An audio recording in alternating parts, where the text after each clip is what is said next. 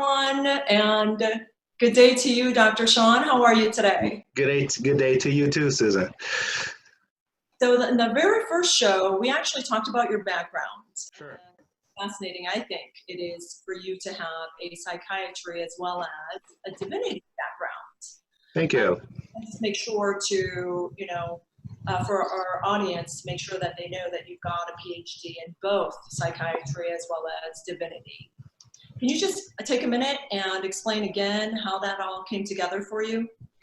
Sure, just real quick. I started off with the church counseling, and then there was a scenario where it was really outside of my scope of practice because I was just based off of the scripture scenarios.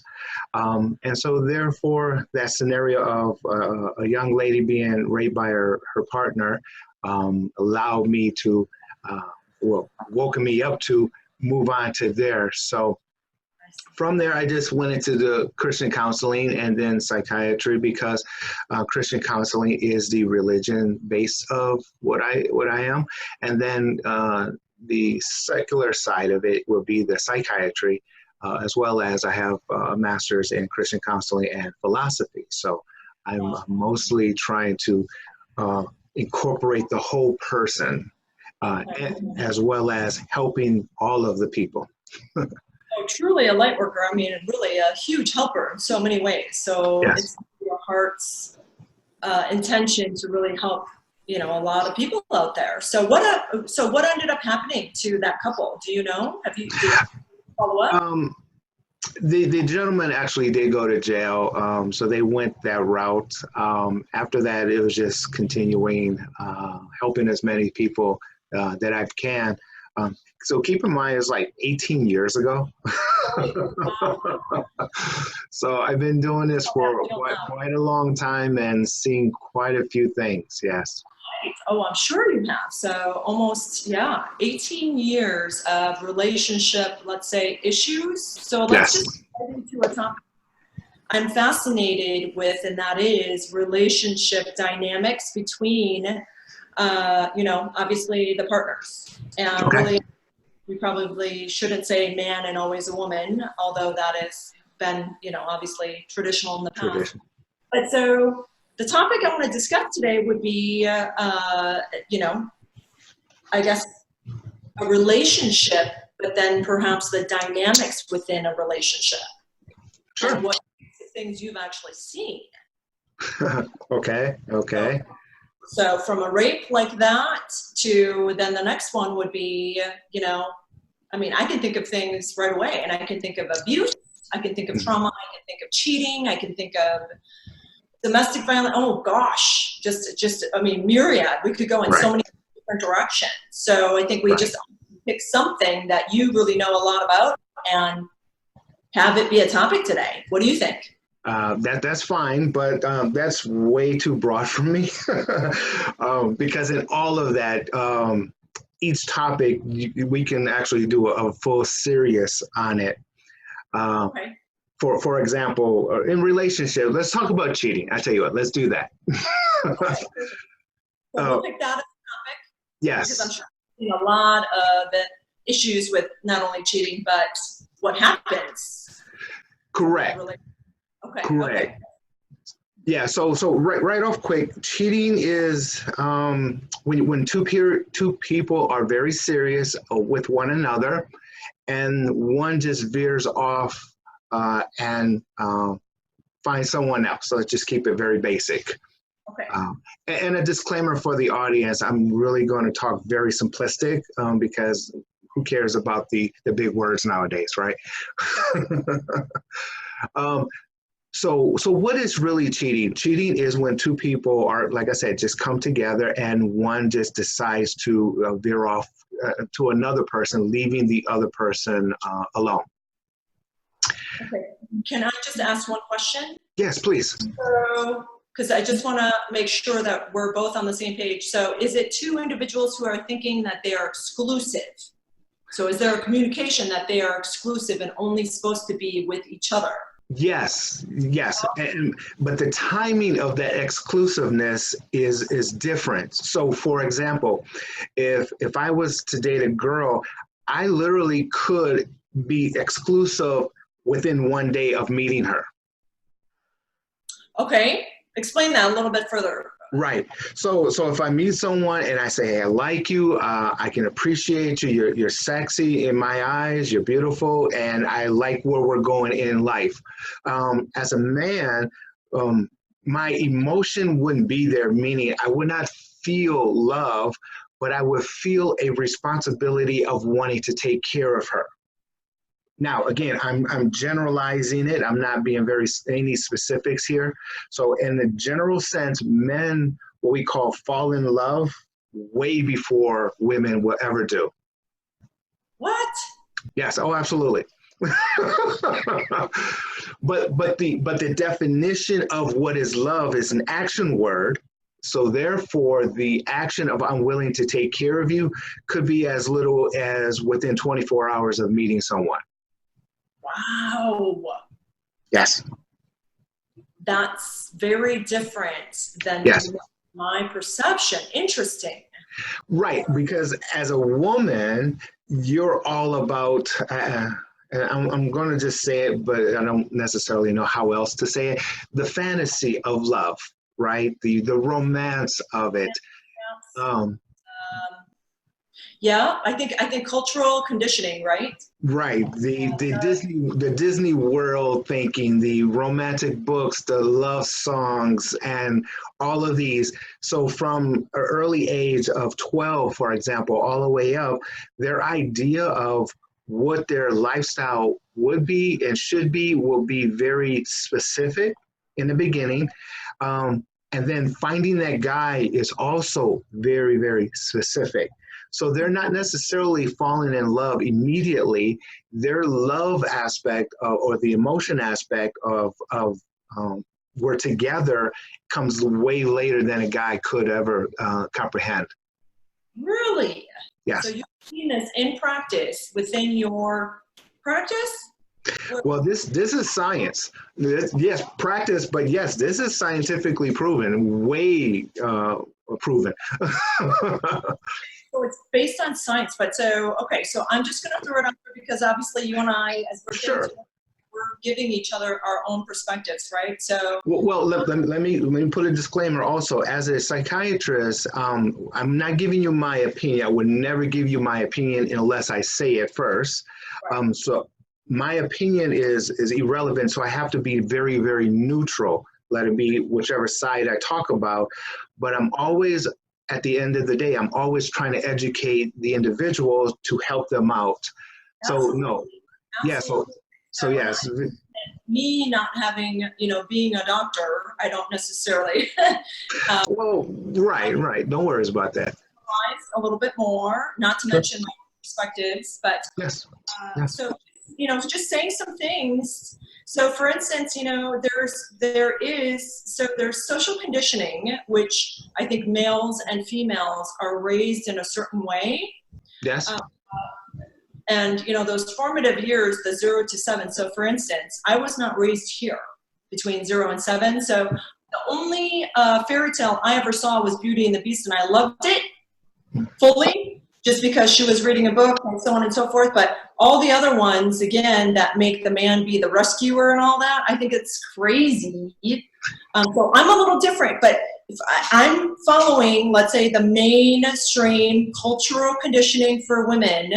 But even as a woman, I'm starting to see out amongst the world, and I tend to think it's men who. So you're telling me men fall in love quick, but I see it as men are playing the game or playing the field. Okay, so let me define a couple of things that what I've heard. One is you've grown up in a different culture than United States, which is so if we look at it in context, let's say Middle Eastern, Asian, African, and those cultures, there is zero love when it comes to relationship. Old school was, I have a daughter, you have a son, let's negotiate and let's put them together. Interesting. Sure. Right. So it was that the parents put the relationship together. And even so, scripturally based, the Proverbs, not Proverbs, the book of Ruth, for example, women always looked at the relationship very strategic. I want a guy who can provide. I want a guy who's physically, I want a guy who's emotion. I want a guy, there's a list for the ladies, and it doesn't matter what culture you come from. On the other side, guys don't have a list. We just like somebody we look at and cook for us. Well, at least you can be truthful. Right. So culturally, men has always been, and this is across the board. Men has always felt like, I'm a man, I'm the man. I need to go provide for my family. The woman movement some years ago changed the role of what a man thought the role was supposed to be, even for himself. I agree. Now, so when we talk about in the context of cheating, there is that different. We're now. Let's talk about in today's time.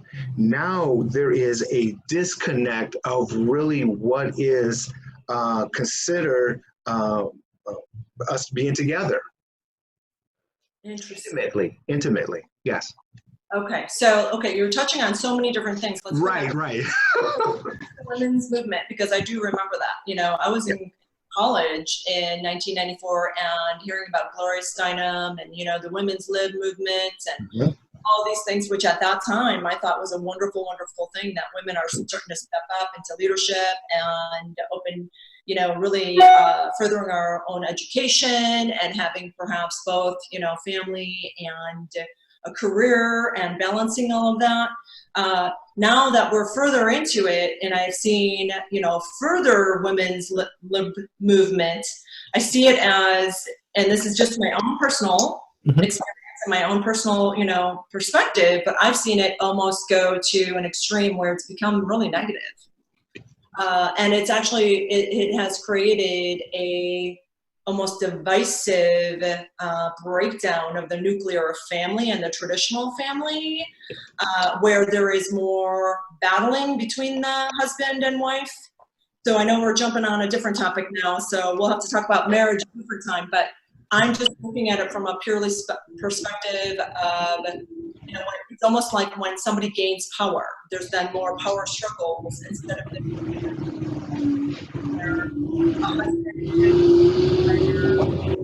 certainly that was my family. My father and my mom, she stayed at home. My father was the provider. There were 5 of us, so there wasn't a whole lot of money, but that was the roles. Distinct roles. Now, it almost seems like now that the women's lib movement has really created women to be much more career-oriented, which is fantastic because, you know what, I am a full advocate of that. Sure. But I also think, in my own experience, so I've noticed, I almost feel like part of it is hurt our family structure. And what's going on with the family structure?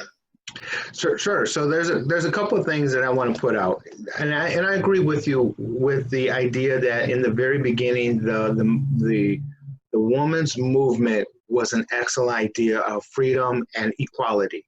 Yes. And I'm all for that movement. But you're also absolutely right. It converted itself into something that's really dangerous in today's time, and that is this. Women, through their traumas and through their pain and through their hurt, has been covered by that movement, and the fakeness of the power of it has disguised it. Yes. So they're now using the power of the movement to hide who they really are, and that is a simple, loving creature who has been hurt and is scared, fearful of moving forward with a new person in their future. Now, in saying that, what has it become? I agree that a woman should have their own career, but what if you have a woman career and a guy career? If they're single is fine because they can come together whenever they come together. But as soon as the woman has a child, that's really where we're at now. The new generation has no leadership, has no nurturing senses from their parents, called mother, no discipline from the father or the mother, and everyone is about self. No one is really caring about the sacrifice of the family, for the family, I should say. Well, and isn't that what we talked about in the first, show? And that is because two individuals most likely are out going for self and or working. There's a lot less attention going towards the children, and where are the children then being, raised with values and principles and all the things that I am so grateful for the experiences I've had in my life to have a mother who stayed at home. To be honest, I have gone back to her to thank her numerous times. I'm like, Mom, you have no idea. Thank you for being around when I was going through some of the toughest times, because I don't know where I would be today Right. if she was not there for me every single day through my adolescence. There were some very difficult and very dark times. If I went through that, then I wonder, what are these children going through without a mom or a dad anywhere around them? And so that's the topic of the first episode, and I think we should do episode 2 on that. Sure. But this is so basically what we're saying is, because of the movement, because of the power of the movement, and because of the insecurities of their personal selves moving forward within that movement, what we have is a new culture of ladies and girls who are saying to each other and saying to the community, I don't care about you, man. I don't care, and I don't need you. Well, when you have that mentality, you don't need a man, but at the same time, sexuality, responsibility, roommates, and all of those other, you guys are roommating with a man that you privately and publicly say you don't need. This is why I said earlier that the man really doesn't even know what his role is anymore. And that I can imagine that right. dynamic has changed so much so is that the reason that there is more prevalence of cheating then? Because now that women have said, I don't need you, and I can, wow. So let me define it a little bit. So what is cheating? Cheating is, first of all, you have to have an intimate relationship. Women by far do not have an intimate relationship, contrary of your belief that two of them are together, man and female, or however that looks. They're not in context intimate, because intimate is giving oneself over to the other person, submission, if you will. Even the man must submit to the woman, and then the woman must submit to the man to have intimacy one-on-one. Women and men, by definition, are selfish, and they're only coming together out of necessity. That's it.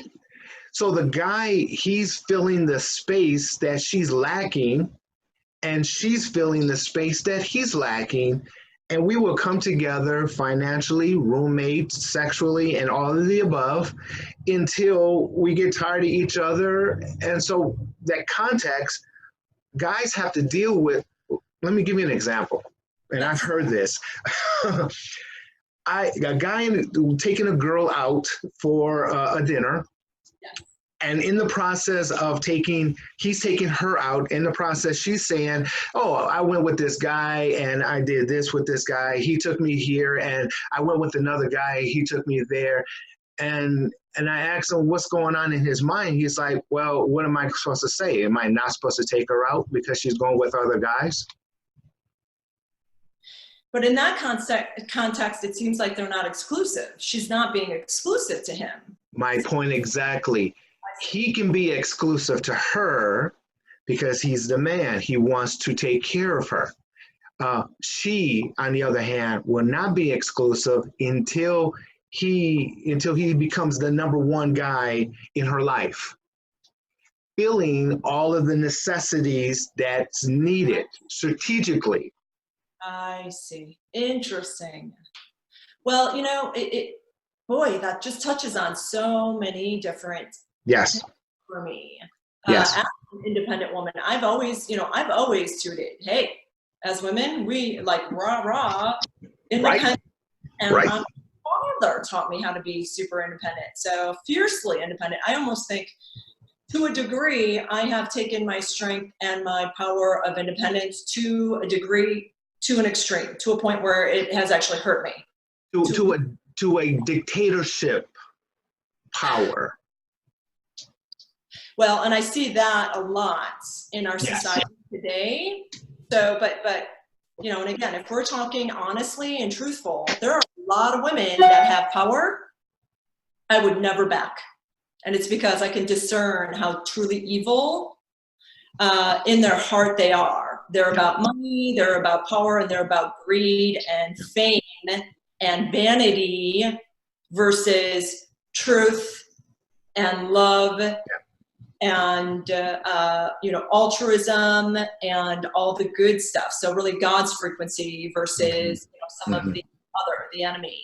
So I'll be honest. I mean, that's part of the reason why I can look out into the world and look at some of the female leaders and go, "Whoa, you're scary." I would never back them. I would never support them because I can see right through them.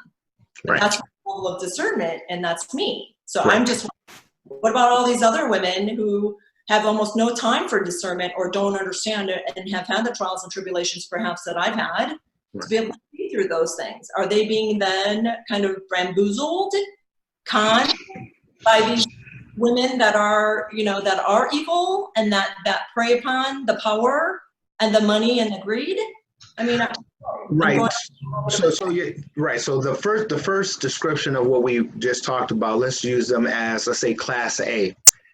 Class B are the opposite ladies. Those ladies who wouldn't mind submitting to a good man, wouldn't mind cooking for a good man, wouldn't mind partnering with a guy who is considered good.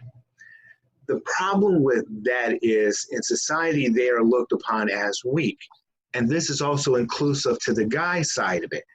A guy, unless he's the right type of guy, he would manipulate her and use her in context.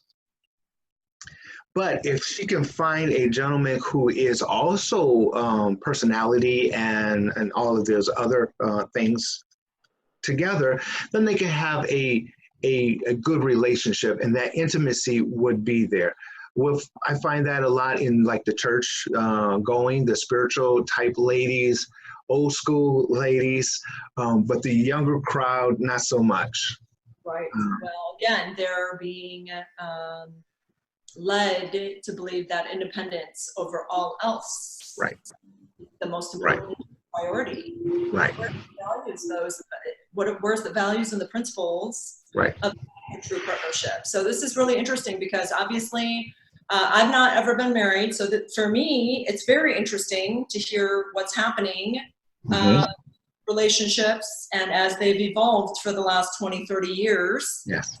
And why there's a demise also of the relationship. So there's a level of exclusivity, right? So there's being single, there like this, but then you've got a level of exclusivity where you start to hone in on one person, and then you've got to figure out if they're compatible with you in all different ways, and that's hard enough as it is. But then there's the next level and the highest level of achievement really within a relationship, and that's marriage. True. But the objective in today's society is not marriage. I see. The objectivity of today's time is exclusiveness, but not marriage. And why is that? Because again, the movement has disguised and tricked and lied to these women to think they're independent. They don't need a guy. They just need their own career. So as soon as they think marriage, immediately they think old school, mom, dad, grandmama, and granddaddy. My daughter, I have to go to work and I have to take care of the family. I don't want to take care of the family. I got to work. because they'll think they're losing their identity of an independent woman without realizing their independent woman is more powerful when she submits to the family than she is when she excludes herself from the family. Interesting. So please elaborate a little bit more on that. Okay. So better. So if let's say a 40-year-old single woman is a career woman, she's been working at her job 25, 30 years. She's never been married, but all of a sudden she has multiple dates. She will have multiple guys to go on multiple dates whenever she has some time for them. Right. So in her mind, she's trained to train the guys, not to find a guy for marriage. She's trained herself to train the guys because her first priority is the identity of who she is as an independent woman. Secondary, I don't want to be exclusive to none of them because of my career as an independent woman. So therefore, I got 5 guys that I can call whenever I need them, and they'll come whenever I need them to come. Now, where is love? There is no love. There is no love. The older she gets, the more she has a desire for something. Let's say I have a desire to start a family. Well, she's going to go out there and pick the best qualified individual, and it's nothing to do with love. Wow. So you're saying in this day and age, love has literally gone to the wayside over really selfishness. So the trend, yeah, I get it now. Interesting. This is a fascinating conversation because you're coming at me in live time and I'm going, wow. Some of this applies to me. I mean, it does. This really applies to me because I have been so fiercely independent my entire life. Boy, and not realizing that was necessarily a negative thing. Right. You know, always saw us. Right. So in this scenario, you'll find either a couple of things could happen. One is she'll find one guy who she will stick with one guy only. The very famous Oprah and yes, yeah, the guy starts with an S, whatever his name. You never heard Oprah with another guy, but they would never get married. I think they ended up. Stefano, whatever his name. Okay, so you have that scenario very common in today's time where you have one woman, very exclusive, very independent, one guy, very independent and professional, and they can come together and they can work together, but the objective will never be marriage until something changes. Okay. Then you have the scenario where you have the same woman, she might have 5 or 6 different guys, and she's going to play them.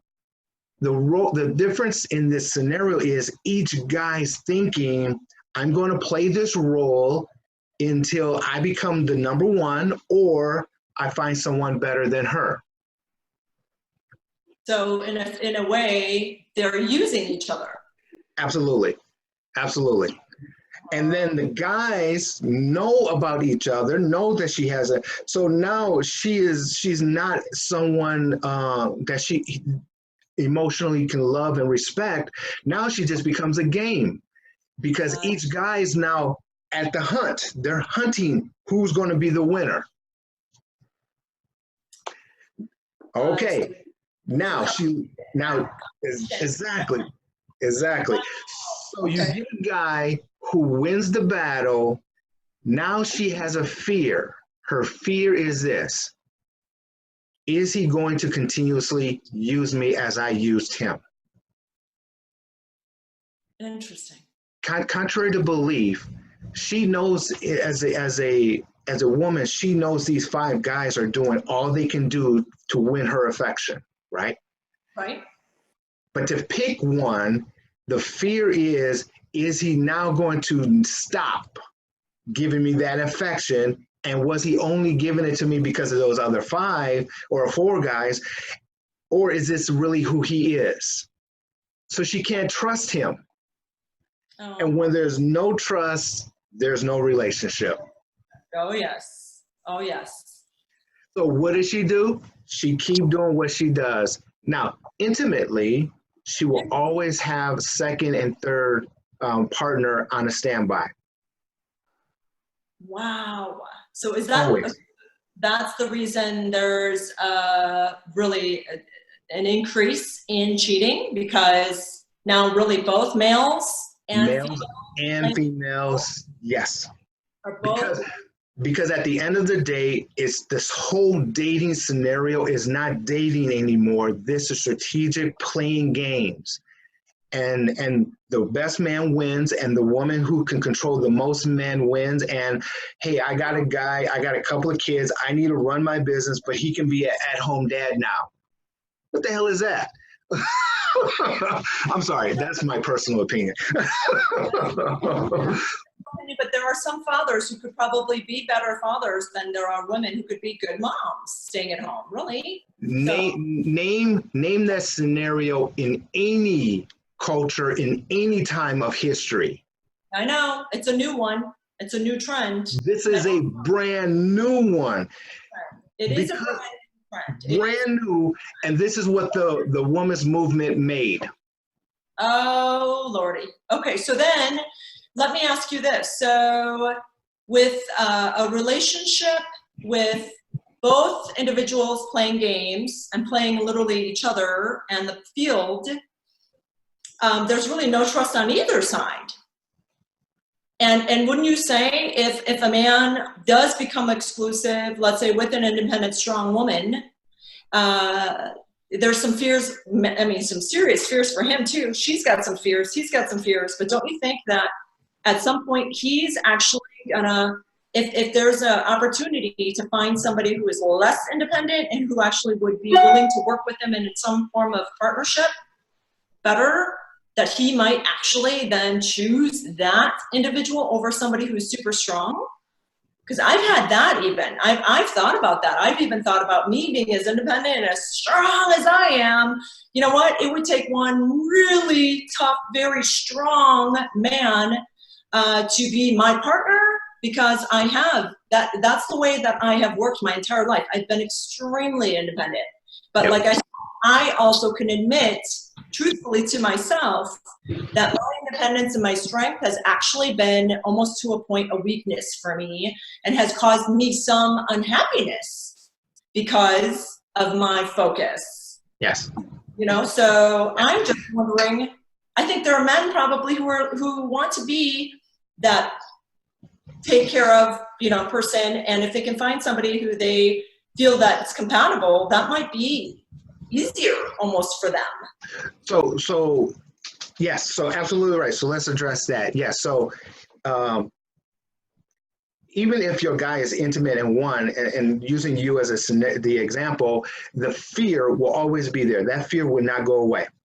And the fear is, and you said it exactly right, it is the submissive, the loving, the nurturing, motherly, loving type woman in comparison to the strong, independent career woman. Yes. Contrary to belief, yes. In the guy's mind, there's two types of women. I mean, there's multiple, but let's use two as the classifications. One is the trophy woman. I'm sure you've probably heard of that one. Oh, and yes. then the other one is the nature, the mother, the loving mom home kind of woman. Yes. Okay, the more powerful a guy is and the more alpha the guy is, he will actually have both. He'll have both. He'll have both of them. The lesser one, if he's dealing with a strong, powerful, independent woman, I guarantee you, it's just a matter of time. If there's another option, he will go to that option in a second. As soon as you have that first argument, that's going to be the excuse of breaking up, and he's going to go to another woman, period. Wow. So I have never seen an exception to that rule. Wow. So a strong, independent woman her strength is so powerful. It's almost like, so it's a power struggle. So therefore he doesn't want the power struggle. So therefore he'll check her out and go towards the one where he can take care of her better. whether it be Yep. a trophy wife or somebody who's more motherly, nurturing, whatever that scenario might be. Right. Interesting. Because what is a true definition of a man? A man's identity has been defined, and he doesn't like how it's been defined, contrary to whatever your belief is. His belief is, I'm a provider, I'm a take care of a woman kind of guy. And he wants that respect. He wants that notoriety, that I'm a man position. You're my man, take care of me. I will do this, you do this. He will find a woman, and until he finds a woman, he's going to deal with whatever he can deal with because he has needs. And he's going to use her just as much as she's using him. But I guarantee you, you get a right type of woman that's sexually, physically, mentally, and submissively, he's gone. Wow, isn't that interesting? Yes. Interesting. Well, and that's a whole nother show. Sorry, another right. It is. Right. show. There's another angle. There's another. Wow, fascinating. Yes. So let me. So marriage is obviously a topic that we'll talk about at a different show. So we're going to stay on, relationships, Sure. cheating. So again, the statistics show that there is a higher prevalence of cheating between both sexes, both genders.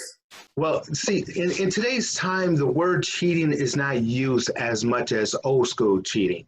Old school is boyfriend, girlfriend, date. They date for a purpose of getting married. Okay, even kids, young kids, 12, 10, 12, 15, they still think of that concept.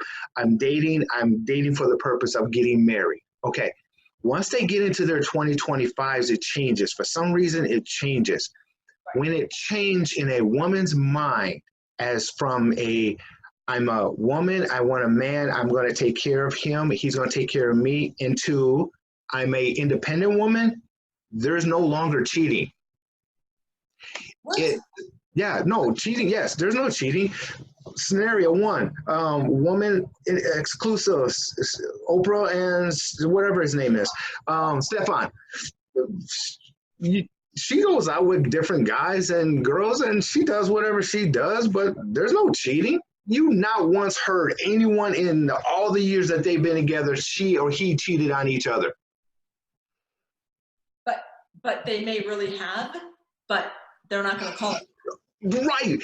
And the reason they have, guarantee you they have, both of them, is because they're technically not intimate. By definition. Okay, by definition, they never dated for the sole purpose of marriage. They dated for the sole purpose of partnership. Or compatibility, friendship, whatever, companionship, right? Okay. Call it whatever you want to call it. Wow. So now you're bringing in, Now, scenario two, okay, one woman, 5 other guys. In her mind, she's not cheating. Even though she may have or may not have sex with all of them or none of them. It's irrelevant of the sex. Because she's dating. And she's saying dating. All of them. She's being transparent, I guess. She's dating 5 guys. So and they all know about it. With whatever I choose to do with the 5 guys is okay with, I hope it's okay with you, because that's the way. If it's not, so what? I don't care. Goodbye, and I'll find another one. So what happened? So let me ask you this. So what happened, and I have to pull this back in, but what actually happened then to the days of not actually having sex until you get married? I mean, that's gone. Oh, no, that's gone. That's gone. That's gone. That's done. No. Really? No, done. Nobody plays that. Look, we don't even preach on that anymore in the churches. Wow. No, and the reason is a lot of reasons, but let me try to define it. Social media and pornography has been up front in all areas dramatically because of the social media and internet access. Okay. the relations of pornography and sex by itself, and then the confusion and the acceptance of what do I need to do to keep a man, women, is sex. Oh boy. Man, on the other hand, what do I need to do to keep a woman is physically look good. You see all these sexy guys with their shirt off and bling bling money. I got money. Okay. Women aged 10 and above, documenting 10 and above are start having sex. Let it be oral, vaginal, or anal. My gosh, this is crazy. This is crazy. In fact, So, oral and anal has risen because the young girl says, I'm not getting pregnant, but I'm not denying him sex either, because if I deny him, he's going to go to the next one. So let him do anal. oh, so I mean, so this is like where, wow. So we went back to, you know, in the first show, we were talking about how young as 10-year-olds, and parents do not know this. Parents do not know this, and some of the parents do know this. Some of them do. Okay. Let's think about it. The parent has a 12-year-old daughter. She's taking them to the doctor for contraception, birth control, right? 12 years old, going to the doctor to get birth control. Oh my God! Instead of teaching they know this. Parents, some of them, not 100%. Majority who are really in depth of their kids, know their kids. They know they're having sexual relations, and they are out there. There's no education about teaching their children to abstain from sex before marriage. How do you train? Even if you educate them, how do you control their kids when a daughter likes a guy and she's questioning, how do I keep this guy, right? And so in their mind, in a young mind, because of romance and because Disney World and because there's a lot of reasons because this, but a young girl who likes a guy and this guy uses her and then dumps her emotionally, she's a wreck.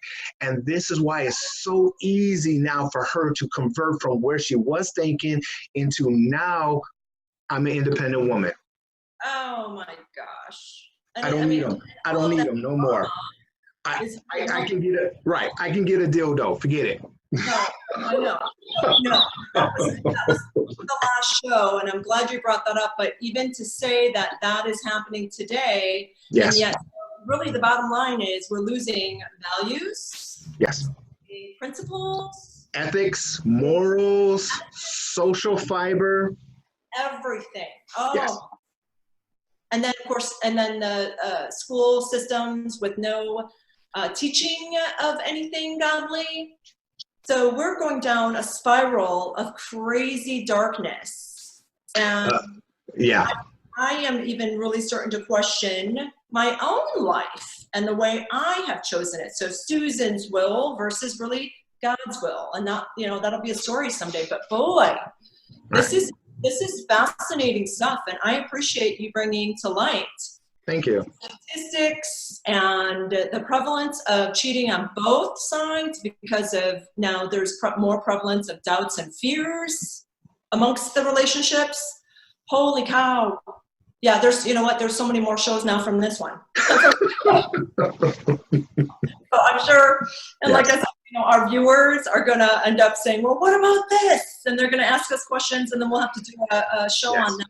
So yes. I am so appreciative, Dr. Shone, for your and again, statistics, your background, your experiences, obviously the trials and tribulations of a lot of your clients. Thank you so much for bringing to light some of, I really think the issues that are going on in our culture, and how can we focus on the solution and make some different choices and changes and decisions to better everyone's life, so that there isn't so much chaos, I guess. And I really think you can be really a beacon of light for those that are seeking a way, for perhaps God's way, or better way, perhaps. So thank you again. My pleasure. My pleasure.